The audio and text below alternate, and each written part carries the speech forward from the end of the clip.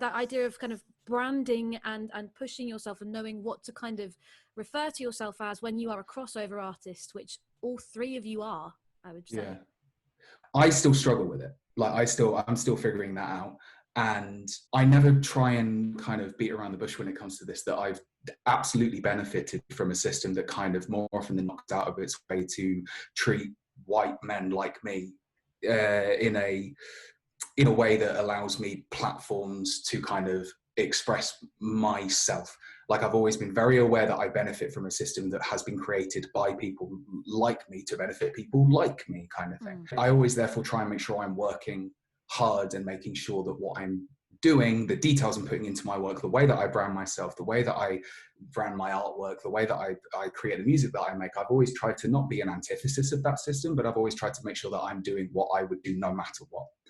And I think that's important no matter who you are. But I think my answer here is it would be misjudged or misguided simply just because I have big issues with how my career has gone, with the way that I've kind of been.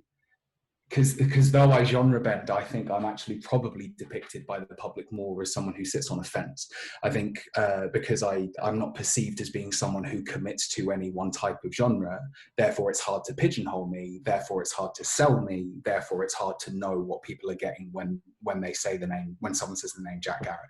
And that's just been something that's, plagued my career ever since the beginning. Because when I first started putting out music, I remember there being some blog posts like considering me to be the UK's answer to Bon Iver, which makes no sense if you listen to my music.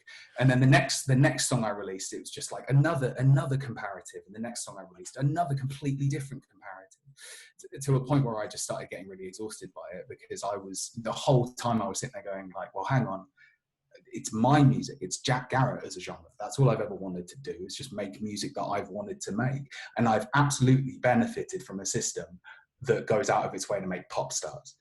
And I'm not one of those. I was never going to be one of those. So I have a bit of a weird thing. I'm still conflicted about it. I still have lots of issues with, like, in 2016 getting the winning the BBC Sound Poll and winning the Brits Critics' Choice Award, and those things are both huge propellers for me, as much as they were overbearing shadows that I still can't escape today. But I think ultimately, again, a lot of my answers have been pretty similar, because that's just the only thing that I know has been true the whole time, is I've always just wanted to make something that I would be a fan of. That's all I've ever wanted to do. And I love music that loves itself. I love music that can have fun with itself, and I love music that takes itself seriously. Worry was probably a really good example of that. It's a pretty high fidelity, like, it sounds expensive because we recorded it in a studio, sure, but there was only two of us in the room, and we just threw fun at the sound.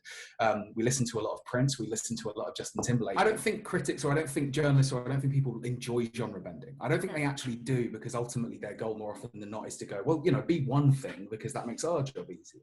At least that's kind of what I found. That's a very cynical way to put it, but like, I don't know. I'm not entirely sure that. Yeah, I'm not entirely sure that people want to not know what something sounds like because they want to compare it to something else. I don't know. That might just be a very cynical way of looking at it. Yeah, same here. I just wish there were no genres. Simple. Yeah, no, I'd agree with that. I love how Vive la Revolution this chat has got, and I love it. Let's just destroy genres. Let's reform the music industry. Let's just make this a utopia within this chat. Well, they're designed to be restrictive, and so 100%. in their most basic principle, they're supposed to lock you into a thing, and whether that then creates a roof that means you can break through that roof. I guess there's an argument for that, but I've never found it helpful.